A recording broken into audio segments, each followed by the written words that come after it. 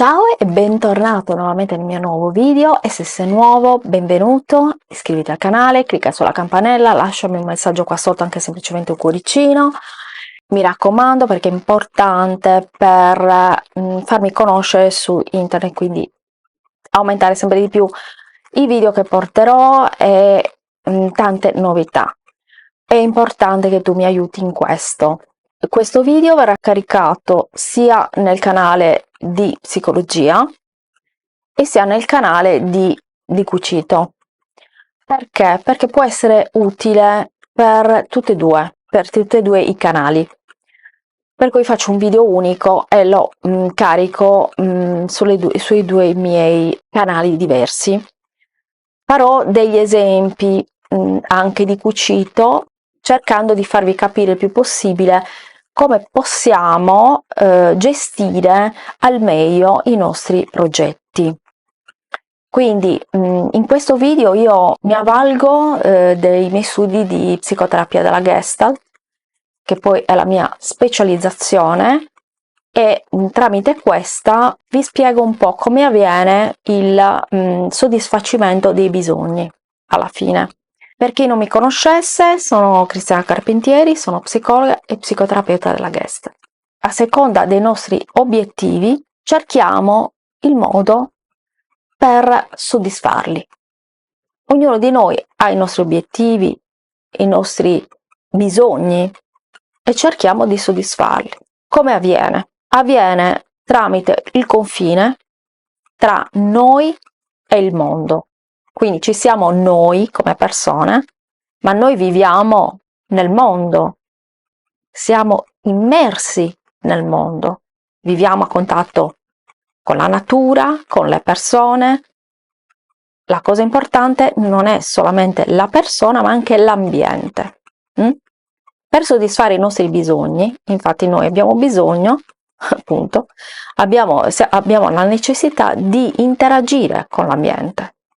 Non possiamo soddisfare un bisogno senza interagire con l'ambiente. Noi psicoterapeuti della Gestalt lo chiamiamo contatto, il contatto con il soddisfacimento del bisogno. Poi adesso andiamo a vederlo insieme. Noi soddisfiamo il nostro bisogno o il nostro obiettivo in maniera consapevole, quindi noi abbiamo la consapevolezza del fatto che vogliamo raggiungere quell'obiettivo. Faccio degli esempi per quanto riguarda il mangiare. Per esempio, io ho fame, quindi la fame. Un altro esempio che riguarda, per esempio, ad esempio le arti, può essere il cucito, come può essere qualsiasi altro obiettivo di questo tipo. In questo caso è, per esempio, terminare un abito. Ok, quindi facciamo questi due esempi per capire bene come possiamo agire nel modo migliore per raggiungere questi obiettivi. Il primo è il soddisfacimento della fame, il secondo è terminare un abito. Il primo stadio è la sensazione, quindi noi ci rendiamo conto, sentiamo dentro di noi una sensazione che c'è qualcosa che non va, una cosa che non va o che vorremmo fare. La sento a livello proprio di udito, olfatto, sensazione interna, per esempio di vuoto, un malessere. Per esempio, per quanto riguarda il cibo, sento la fame, e dove la sento? Nello stomaco. Fare l'abito può essere mi sento un po' triste in questo periodo perché non ho più cucito, perché cucire mi fa bene e farmi gli abiti mi fa bene. Ecco, questa è la prima, la sensazione. La seconda è la consapevolezza, quindi noi arriviamo alla consapevolezza di quello di cui abbiamo bisogno.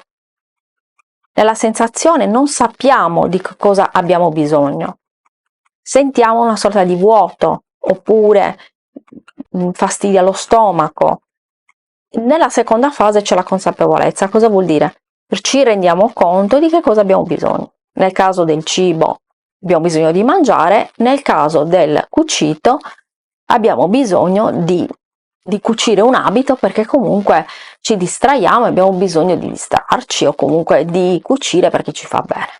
Quindi io mi rendo conto che voglio cucire l'abito, mi rendo conto che voglio mangiare la mela, quindi è una visione chiara, pulita di quello che vogliamo, quindi posso immaginare, a questo punto posso immaginare di che cosa ho bisogno, e questa è la fase dell'immaginazione in cui posso dire va bene, ok, voglio farmi un abito, ma come me lo voglio fare?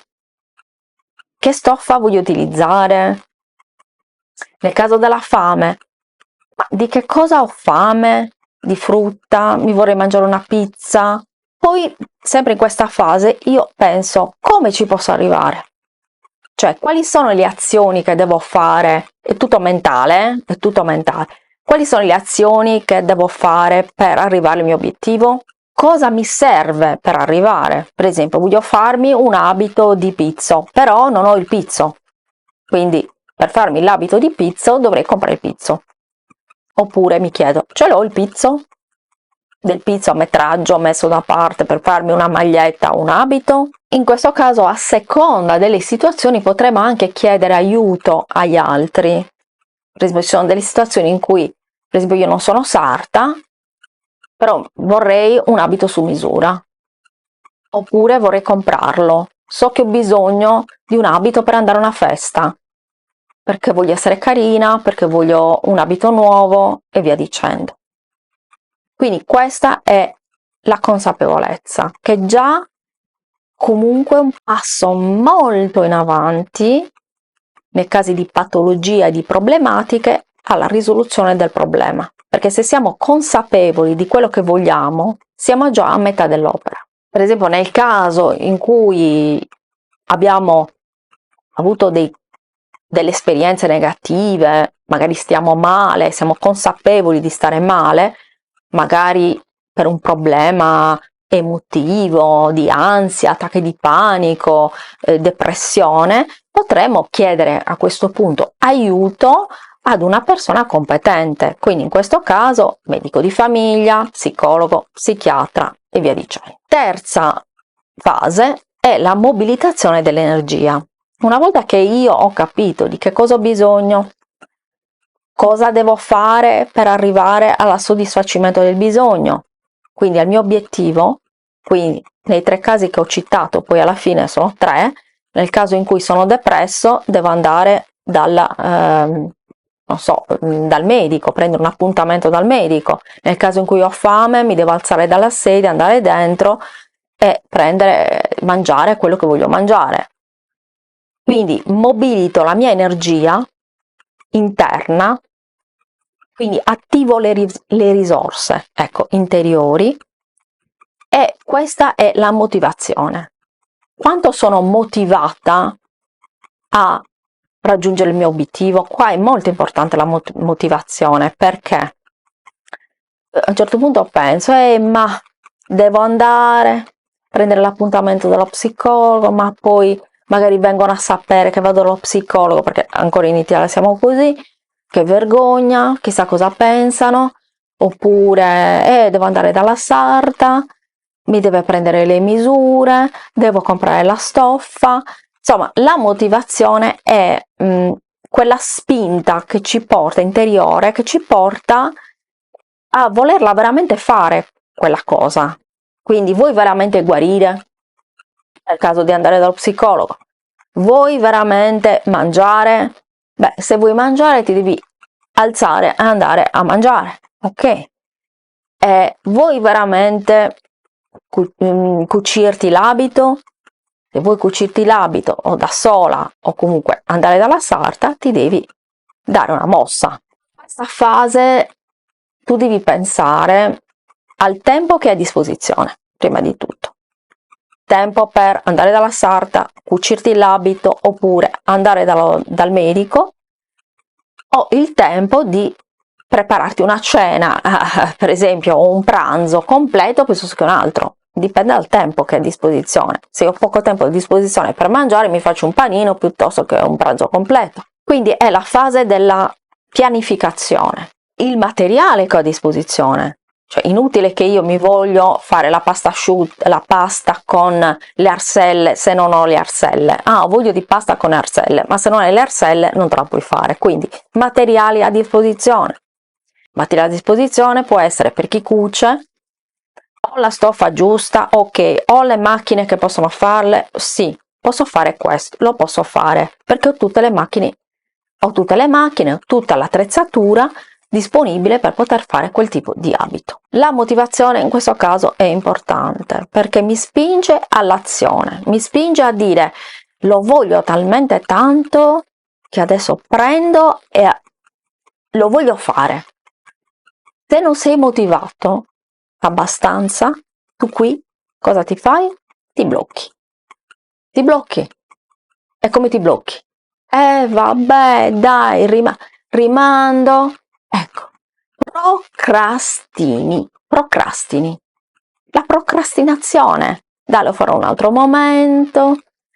Dai, vabbè, non ho voglia di andare dal sarto a farmi fare l'abito, mi metto quello dell'anno scorso, cerco un po' di... Ecco, quanto sei motivato. Ovviamente questa motivazione non è sempre costante, anche se comunque tu sei molto motivato, comunque non è sempre costante questa motivazione. Perché? Perché non dipende da te. Per esempio, può essere che il giorno ti svegli di malumore e magari non hai voglia di andare dalla sarta a misurare l'abito, oppure non hai voglia di cucire l'abito, per fattori esterni. Tuo figlio si è sentito male, si è fermata la macchina e quindi non puoi andare. Ecco, ci sono fattori sia interni che esterni che ti possono bloccare in questa fase.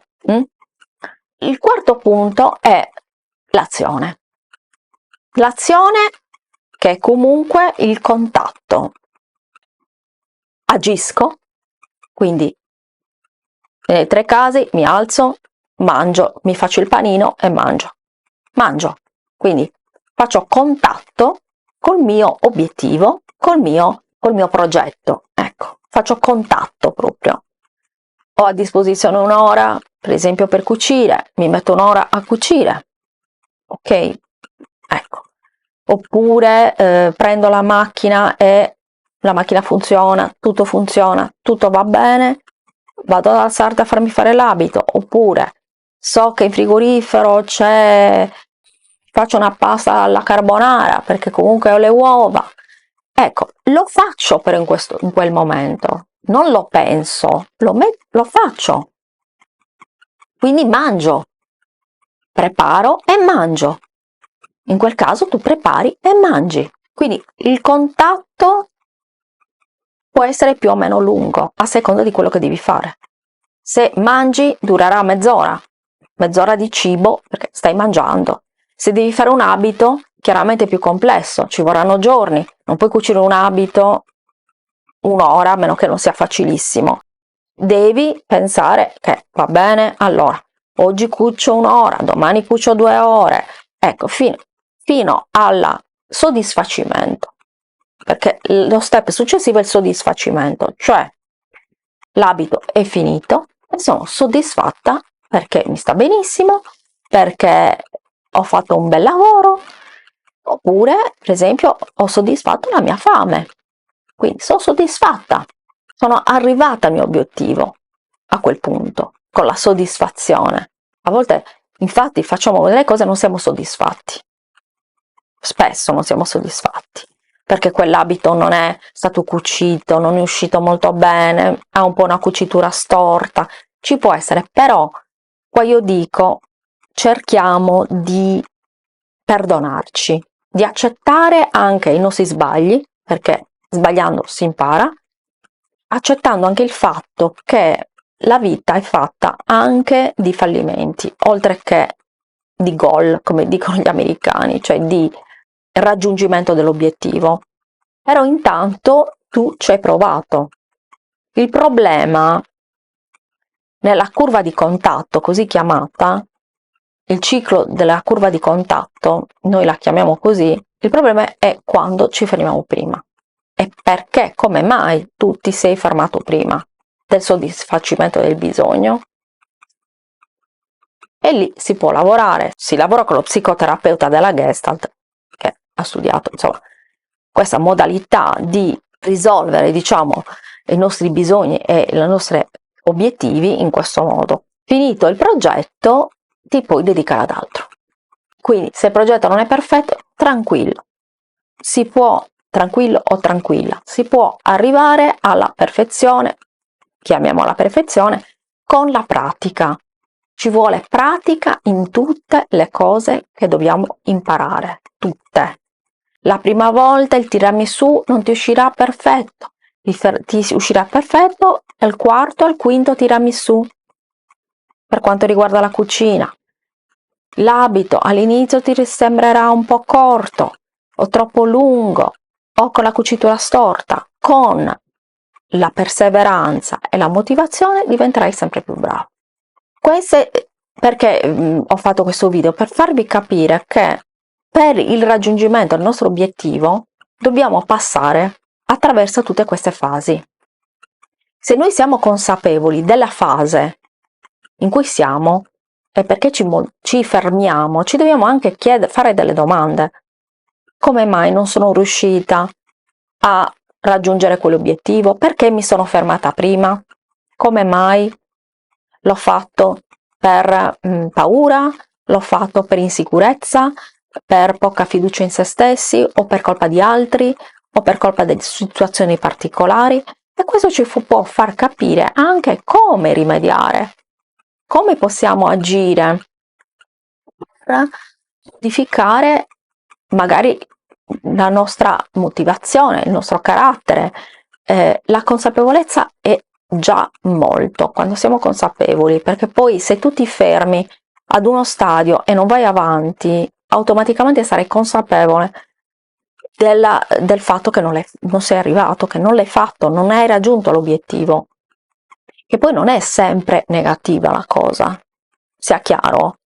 Ci sono dei casi in cui noi non raggiungiamo l'obiettivo, ma non è un qualcosa di negativo, può essere anche positiva come cosa, perché magari non è la nostra strada, perché magari, parlo anche, un esempio può essere l'università. Io mi iscrivo all'università e poi non continuo, ma non se ne che siccome non è finito l'università sei un fallito, no, però magari facendo altro sei rimasto più contento, sei più contento, più felice della tua vita, piuttosto che se avessi continuato, avessi fatto magari un lavoro che non ti piace e via dicendo. Quindi non sempre il soddisfacimento, quello che ci eravamo preposti di raggiungere, è un qualcosa di positivo a tutto tondo. Bisogna valutare situazione a situazione. Ogni situazione è a sé, ogni persona è a sé. Però intanto quando noi dobbiamo raggiungere un qualsiasi obiettivo di qualsiasi tipo, possono essere a breve o a lungo termine, noi attraversiamo tutte queste fasi. Io spero che questo video ti sia piaciuto, che non sia troppo difficile da comprendere. Fammelo sapere nei commenti, sono molto curiosa di sapere che cosa ne pensi. È importante che voi capiate e che possiate raggiungere i vostri obiettivi grazie anche a questi miei video di formazione. Sono curiosissima di sapere cosa ne pensate. Io vi mando un grande bacio e vi invito a iscrivervi al canale, come sempre, tutti e due i miei canali, e vi mando un bacio al prossimo video. Ciao!